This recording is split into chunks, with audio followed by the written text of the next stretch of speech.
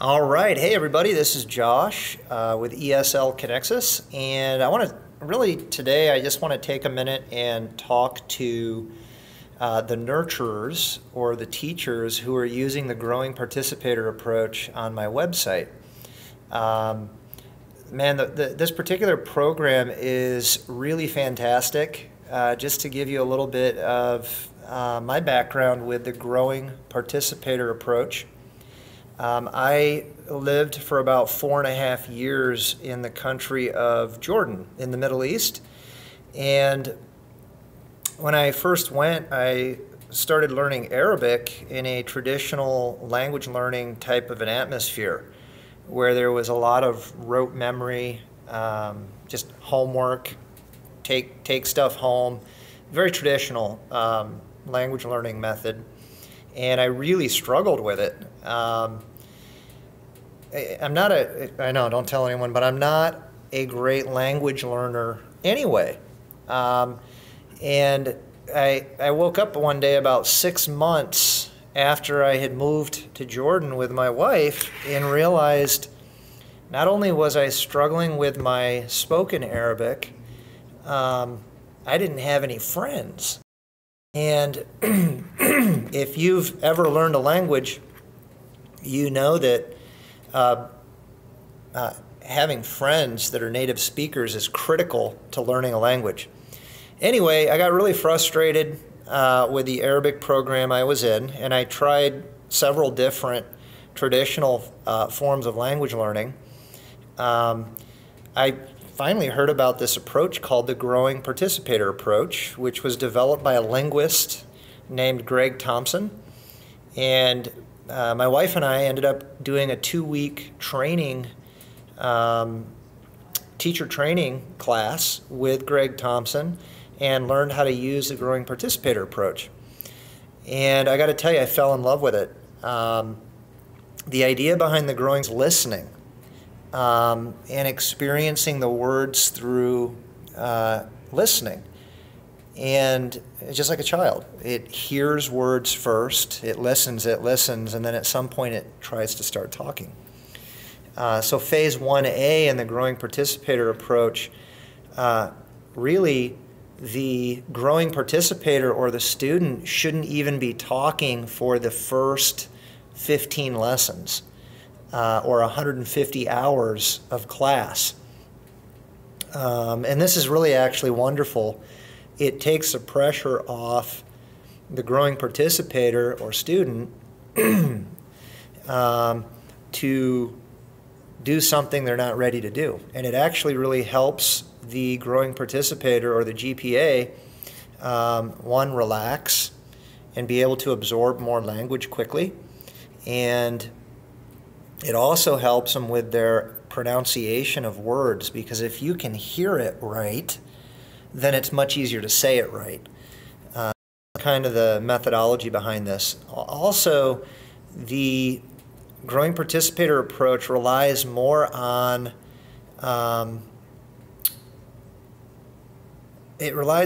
fun, supercharged activities as opposed to just rote memory to learn things. And as you grow in your understanding through these fun activities, these supercharged activities like Dirty Dozen, and we'll talk a little bit more about that, you then can pepper in the grammar as you go. So that's kind of enough of an introduction. I wanted to just show you a layout of lesson 1 and kind of walk through it a little bit so that if you're going to try to use this, maybe you feel a little more comfortable with it. The other thing I want to mention is on the website, you can find all of these printables and resources at eslconnexus.com. The other thing is these lessons are in probably 6 or 7 different languages.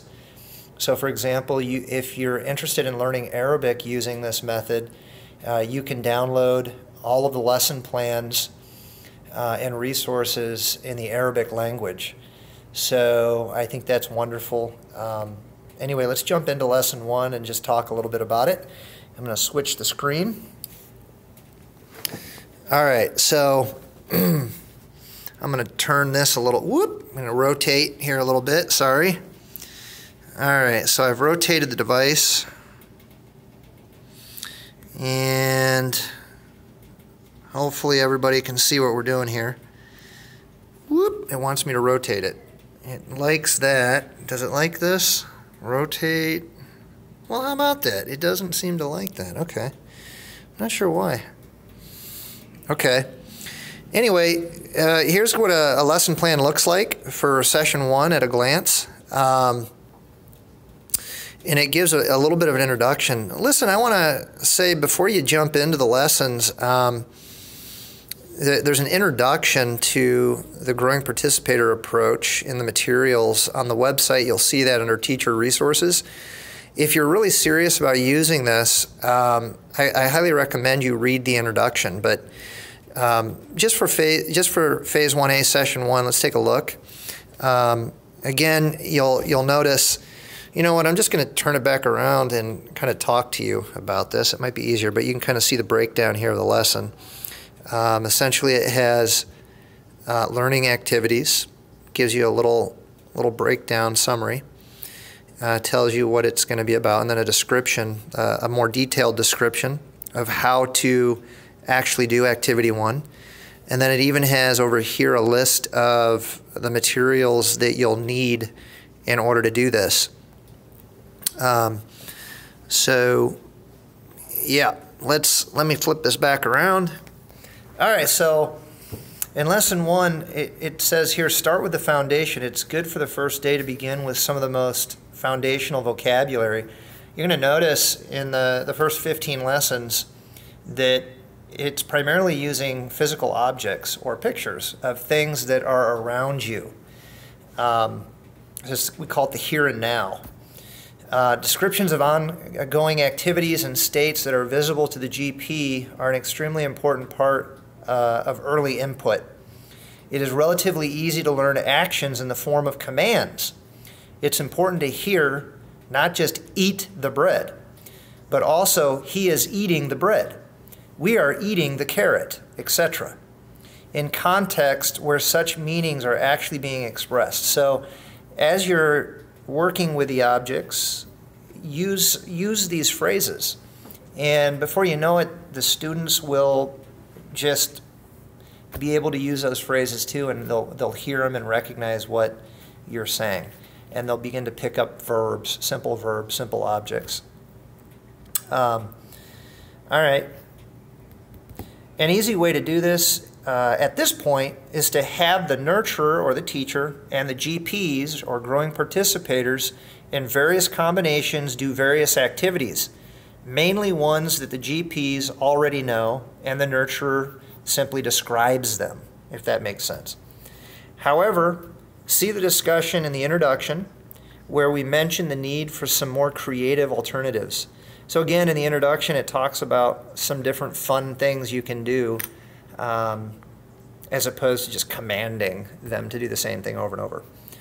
All right, so let's just look at the first activity. It's called Names of Animate Creatures. And it wants you to do the dirty dozen.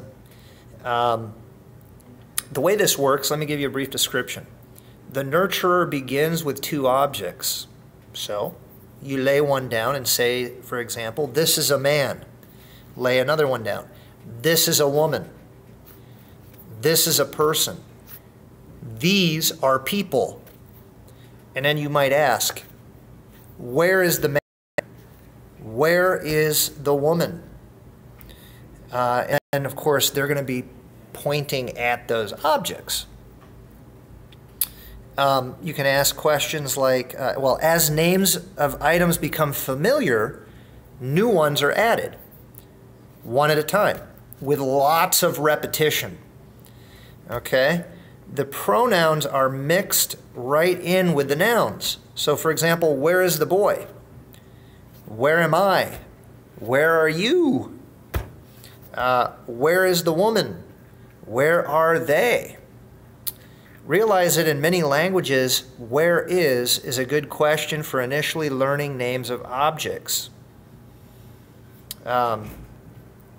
and even nouns and pronouns mixed in. It's a wonderful way to learn things. It will also involve the most basic form of the word, whereas point to the egg may involve a changed form.